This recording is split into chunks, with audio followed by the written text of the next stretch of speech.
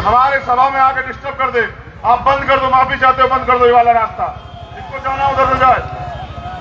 और मैं फिर कह रहा हूं, अगर किसी के दिमाग में गुंडागर्दी करने की होगी तो याद रखना, इलाज कर दिया जाएगा, कभी दिमाग खराब हो। हमारी मोहब्बत को हमारी कमजोरी ना समझा जाए। हम सदियों सदियों से चुप हैं और इस बात के लिए चुप है कि आप बदल जाओगे, आप नफरत के रास्ते छोड़ दोगे। आप बदलना नहीं चाहते, हम कब तक खामोशी इख्तियार करें। साथियों, मैं कह रहा था कि लोकतंत्र है हिस्सेदारी का मामला। मैं बस आपको कुछ की चीजें गिनवा रहा हूं। ग्वालियर पे हमने मुस्लिम प्रत्याशी दिया, रुड़की में हमने मुस्लिम प्रत्याशी दिया, खानपुर में हमने मुस्लिम प्रत्याशी दिया, लक्सर में हमने मुस्लिम प्रत्याशी दिया। जहां जहां आपने कहा कि आप हमारी मदद कराओ, वहां हमने आपको प्रत्याशी देके कहा कि दलित समाज के लोग आपको वोट देंगे, आप एकजुट हो जाओ और अपना विधायक जिता के भेजो और विधानसभा में कब्जा करो।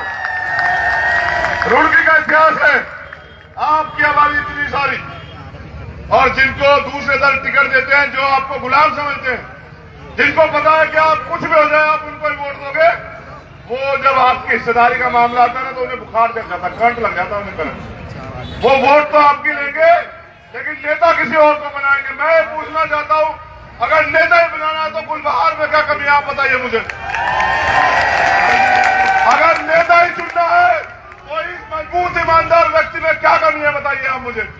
मैंने रुड़की में कभी ऐसा मजमा नहीं देखा, लेकिन जब मैं वहां से चला, क्या मोहब्बत थी, मैं बयान नहीं कर सकता। लोग दौड़ रहे थे, 5 घंटे 10 बज रहे हैं, 5 बजे इसका समय दिया था गुलबहार भाई को।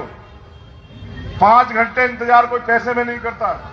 अगर आप ये इंतजार करते हैं और आप इस समय यहां खड़े हैं अपना घर परिवार छोड़ के, तो ये आपका भरोसा, ये आपका प्यार।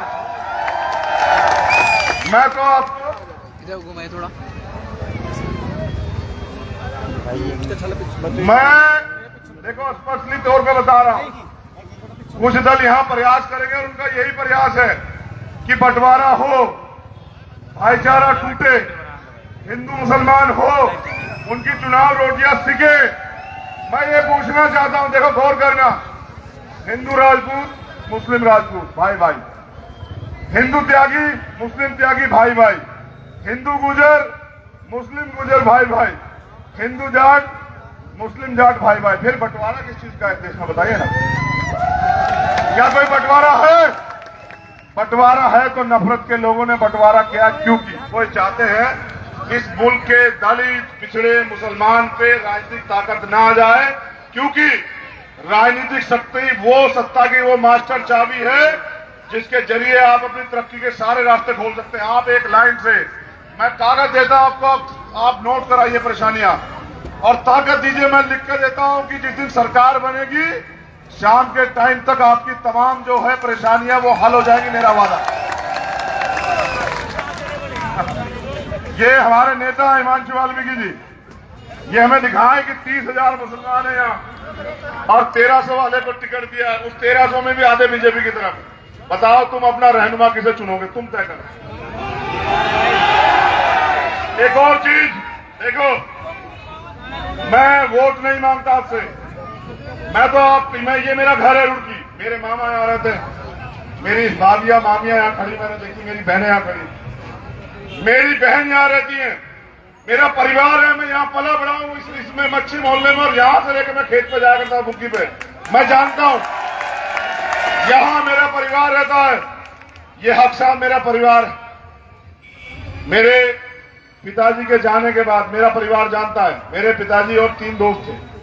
एक मेरे पिताजी, एक लालाजी रमेश कुमार बंसल जी, और एक मेरे सरपंच थे। एक चुप रहो, हजारों साल से ऐसे चिल्ला रहे हो, चुप रहो, कोई फर्क नहीं पड़ता। चली गई ना लाइट, अपने दिल की लाइट जला के रखो, मोबाइल जलाओ, सब लोग अपनी अपनी टोल देखो, करेंगे रोशनी। देखो, जब भी तुम अपनी लड़ाई लड़ने के लिए हक की आवाज उठाओगे, रोशनी अपने आप हो जाएगी, याद रखना हमारे पास। तीसरे थे हकीम सैयद रजाउल हक, और वो यहीं के रहने वाले हैं। वो रहते छुटमलपुर में हैं, गढ़ के रहने वाले हैं। उन्होंने हमेशा मेरे परिवार में मेरी सरपरस्ती मेरे पिताजी के जाने के बाद निभाई। देखो मैं घर की बात बता रहा हूं। 2013 में मेरे पिताजी चले गए कैंसर से, 2017 में लाला जी चले गए कैंसर से, 2021 में हकीम साहब चले गए। मैं दिल्ली था, मेरे पास फोन आया कि मामू नहीं रहे, तो फिर मैं गढ़ गया उनकी, जहां पर उनकी मजार है। और आप देखो गजब की बात, देखो किस्मत कैसे बुलाती है। परसों मैं जवालापुर विधानसभा में रोड शो कर रहा था। जैसे मैं गढ़ गया, वो लोग वहां खड़े हुए थे, उन्होंने मुझसे कहा कि आज मामू की रोशनी, आप अच्छे दिन आके देखो, आपको बुला के लाए कोई यहाँ। ये मोहब्बत मिली है मुझे रुड़की से, मैं इस मोहब्बत को भूलने वाला नहीं। यहां एक और सवाल आपके सामने खड़ा कर रहा हूं। आप वोट तो देते हैं, आप ईमानदारी से बताओ, जब आपके खिलाफ यहां भाईचारा तोड़ने के लिए तमाम तरह की गलत तरह की बातें होती हैं, यहां संसद होती है, धर्म संसद, यहां सीए एनपीआर एनआरसी पे कानून बनते हैं, तब आपकी लड़ाई कौन लड़ता है बताओ? भीमान में के अलावा कोई खड़ा हुआ आपके साथ? ये गुलबहार हमारे प्रत्याशी हैं। यहां हमारे प्रदेश अध्यक्ष आजाद समाज पार्टी के भाई महक सिंह, यहां हमारे भीमार्मी के प्रदेश अध्यक्ष भाई मुन्नीलाल जी, यहां मेरे साथ 3 दिन से यहां काम कर रहे जाट समाज के हमारे नेता, आजाद समाज पार्टी के चौधरी सतपाल, गुर्जर समाज से रविंद्र कुमार भाटी, यहां मेरे छोटे भाई अनिल कुमार धेनवाल राजस्थान से और हिमांशु वाल्मीकि यहां दिल्ली से चल के आपके बीच इस समाज इस लड़ाई को मजबूत करने के लिए आए।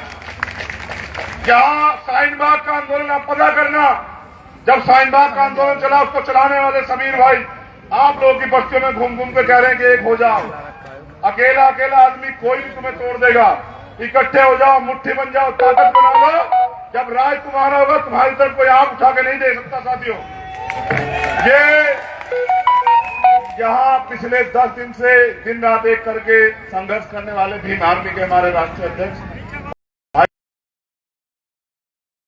हम यहां इसलिए हैं कि कब हमारे लोग जो सो रहे हैं वो जागेंगे, कब उनको पता लगेगा कि राजनीतिक व्यवस्था इसलिए बनी थी कि आप वोट को जोड़ के शासन सत्ता में अपनी हिस्सेदारी करके अपना साथी जो है, अपना भाई, उसको आगे बढ़ा के अपना राज स्थापित कर सकते हैं। लेकिन आज भी हम लोग दूसरों के भरोसे। मैं पूछना चाहता हूं, 30,000 वालों का विधायक बनना चाहिए, 1300 वालों का बताओ? आज तक क्यों नहीं बनाया आप लोगों ने? फिर क्यों नहीं बनाया आज तक? और एक और बात, 30,000 दलित यहां, 30,000 मुसलमान, 1300 वाला विधायक बनाओ, चेयरमैन बनाओ, और फिर 5 साल उसके आगे ऐसे हाथ फैलाओ कि दे दो कुछ। अपना हाथ ऐसे करो भाई, ऐसे देखो, करके देखो, एक बार उठाओ अपने हाथ, ऐसे रख के देखो। अभी तो मेरे समाज को आदत ही नहीं पड़ी ना हाथ ऐसे करने की, देने वाला समाज बनने की आदत नहीं पड़ी। देखो करके 1 मिनट रोक लोगे तो अपना आप देखो, तुम्हें पता लगेगा। यही बता रहा हूं, जिस समाज को अभी अपनी हैसियत, अपनी ताकत का अंदाजा नहीं, वो अपनी ताकत का प्रयोग कैसे करेगा? मैं लिख के देता हूं, दलित समाज आपको निराश नहीं करेगा अगर आप एकजुट रहे। तो यहां से पहली बार इतिहास रचा जाएगा, और रुड़की से जो विधायक होगा वो भाई गुलबहार होगा। ये आपकी जिम्मेदारी। देखो साथियों, कब तक दूसरे लोगों पे भरोसा करोगे? अच्छा ये बताओ, आपने एक और विधायक बनाया गया रुड़की से, और वही विधायक आपकी वोट लेके भारतीय जनता पार्टी की सरकार बनाने का काम कर रहा था। बताओ कर रहा था नहीं कर रहा था? नाम भी नहीं लूंगा, इतनी हैसियत नहीं उसकी कि नाम लूं। बताओ कर रहा था नहीं कर रहा था? कर रहा था नहीं कर रहा था? वोट किसने दी थी उसको? वोट आपने दी, विधायक आपने बनाया, और वो सरकार किसकी बनवा रहा था? तोड़ के कांग्रेस की। देखो, जब तक विचारधारा की लड़ाई मजबूत नहीं होगी, अगर आप वोट का सौदा इस बात के साथ करोगे कि इनकी बना दो उनकी बना दो, चलेगा नहीं। आप ये बताओ, हिस्सेदारी की लड़ाई है, हिस्सेदारी लेना चाहते हैं, मिलना चाहते हैं। मैं नहीं कहूंगा आपसे कि भारतीय जनता पार्टी आ जाएगी, ये बात सोच के आप भारतीय जनता पार्टी को हराने को वोट करो। मैं पूछ रहा हूं, 30,000 प्लस 30,000 कितने हुए? 60,000 में अगर 10,000 भी ना पड़े, कितने बचे? अगर 50,000 पड़े तो विधायक किसका बनेगा? जब विधायक आपका बनेगा तो आपको काहे का डर? जिनका 1300, उनमें से भी आधे भी दूसरी तरफ, फिर आपका 30,000, 1300 और 3,000, 30,000 कितने हुए? 3100, 31,300। किसके ज्यादा हुए वोट बताओ? अपनी वोट की ताकत को पहचानो। वोट का अधिकार बिकने के लिए नहीं मिला है, वोट का अधिकार बेचने के लिए नहीं मिला है। वोट का अधिकार आपको हुक्मरान मालिक बनने के लिए बना है। जितनी जल्दी समझ जाओगे उतनी जल्दी तुमसे मुल्क में सवाल बंद हो जाएगा कि करो वादा तुम इस देश के प्रति वफादार हो या नहीं हो। उसी दिन सवाल बंद हो जाएगा जिस दिन डॉक्टर, इंजीनियर, IAS, IPS तुम्हारे बच्चे बन के बैठेंगे ना, उसी दिन ये सवाल बंद हो जाएगा। वरना फिर 5 साल बाद आपके सामने सवाल खड़ा होगा कि बीजेपी को हराना। आप ये बताओ, जो दूसरे को हराने के लिए निकला हो, क्या वो जीत सकता है कभी? अपने मन से सोच के बताओ, जीत सकता हो कभी? उसकी तो रणनीति क्या, हराओ। मैं ये पूछना चाहता हूं, आप लोग हारना चाहते हैं, जितना बताओ दोनों हाथ उठा के। नहीं, दोनों हाथ उठा के बताओ, ऐसा नहीं मानूंगा मैं किसी की बात। देखो जरा कैमरा उठा के देखो, देखो कितने लोग हाथ उठा, देख लो, इधर भी देखना। चलो ठीक है, अगर रुड़की ने ऐलान किया, मैं एक और बात बता दूं। मैं 16 महीने जेल में रहा सहारनपुर में। एक साथी यहीं खड़े हुए, उन्होंने मुझसे कहा था जेल में कि मैं रुड़की रहता हूं, पहचान लोगे? अभी मैंने उनको देखा तो पूछ रहे पहचान लिया? हमने कहा पहचान लिया। ये यहीं खड़े हैं। मेरे जाने के बाद आप इनसे पूछना, जो बात कह रहा हूं रिकॉर्ड में कह रहा हूं, गवाही के साथ। भेजो इनको आगे जरा, एक बार जगह खाली करो। मेरे जाने के बाद नेता आपने बहुत देखे होंगे, मेरी बात को याद रखना। मेरे जाने के बाद इनकी जबान से पूछना, मेरी बात को याद रखना।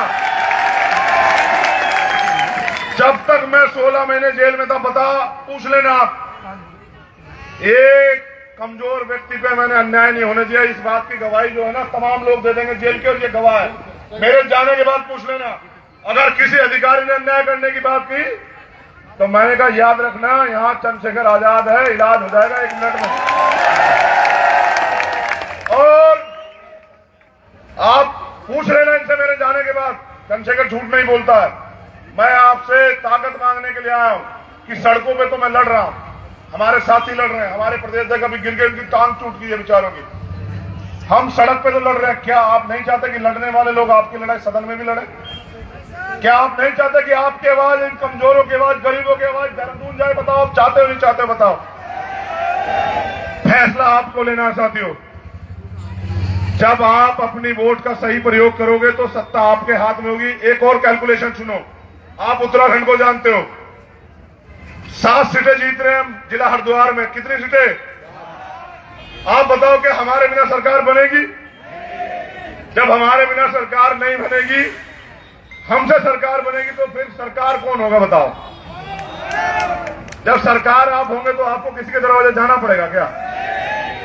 कोई आपके बुलडोजर चला देगा क्या? आपको किसी के आगे किसी का इंतजार करना पड़ेगा क्या? हाँ, ये हिमांशु जी कह रहे हैं, मैंने तो मैनिफेस्टो में डाला चेक करवाना। एक तो पुरानी पेंशन जो होती थी उसको बहाल करेंगे, दूसरा पहली ही अवसर मिलते हमारे जरिए जब सरकार बनेगी 3 महीने के अंदर 1 लाख पुलिस की भर्ती निकालेंगे और अपने भाइयों को भर्ती कराएंगे। हम बताएंगे रोजगार कैसे मिलता है।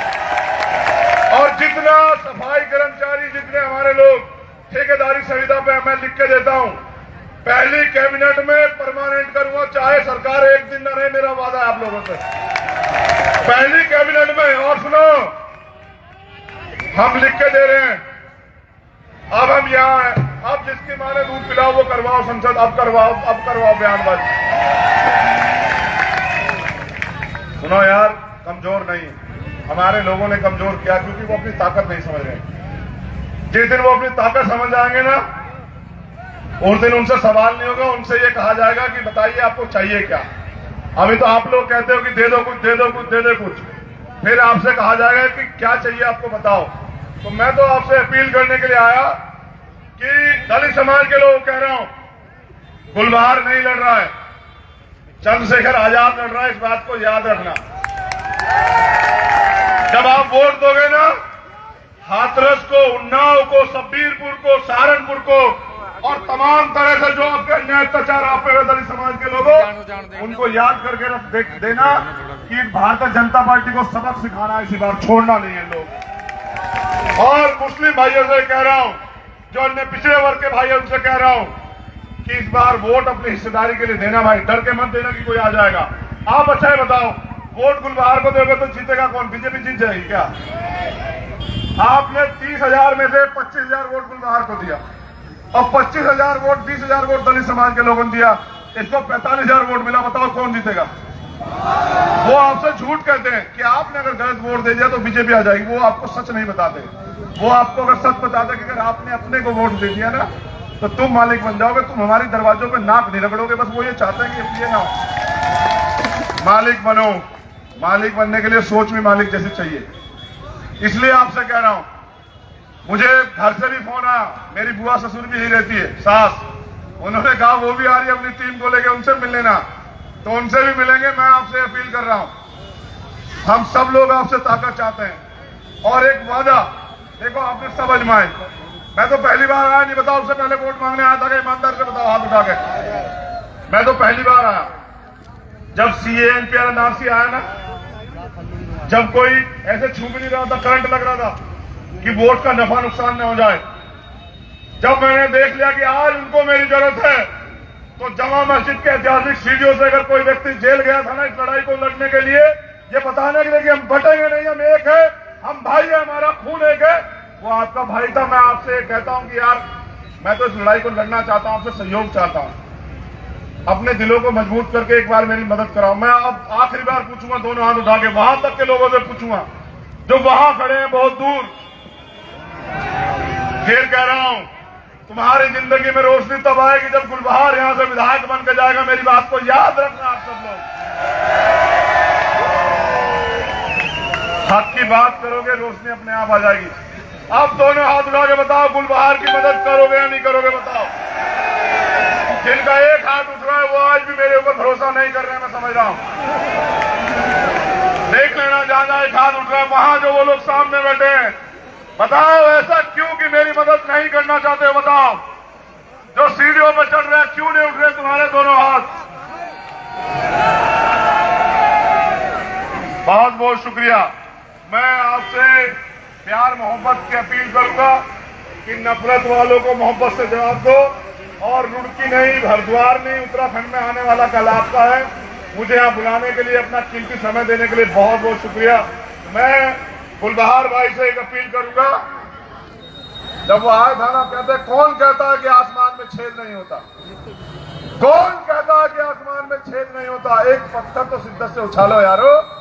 जब गुलबहार यहाँ आया था तो हो सकता अकेला हो, आज हजारों हजारों गुलबहार यहाँ खड़े हैं। मैं गुलबहार भाई से अपील करूंगा कि वो अपने साथियों से वोट की अपील करें। वो तुमसे बहुत मोहब्बत करते हैं, जितनी हमसे करते हैं उतनी तुमसे भी करते हैं। गुलबहार भाई अपील करेंगे, आप लोग उनकी अपील पे जो है तौफीक कर देना और उनको जो है मदद की जो है वादा कर देना। बहुत बहुत शुक्रिया।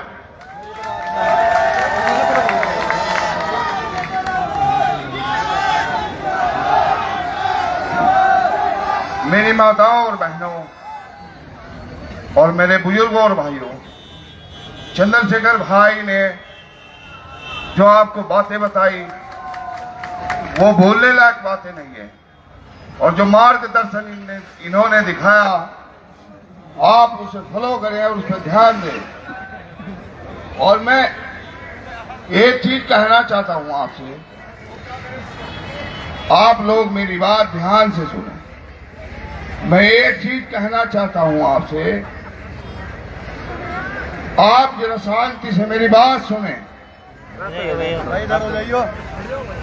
ये अखबार है स्टार टाइम, आप इसे मंगाएं और पढ़ें कि इसमें आंकड़े क्या लिखे हैं। और मैं फिर से यही बात कहूंगा जो चंद्रशेखर भाई ने नहीं कही, कि जितनी भी लड़ाइयां लड़ी NRC, CAA और धर्म संसद, वो सैकड़ों की तादाद में पूरे देश में लड़ाई लड़ी गई और वो भीम आर्मी ने लड़ी। अभी हिजाब का मामला ले लीजिए,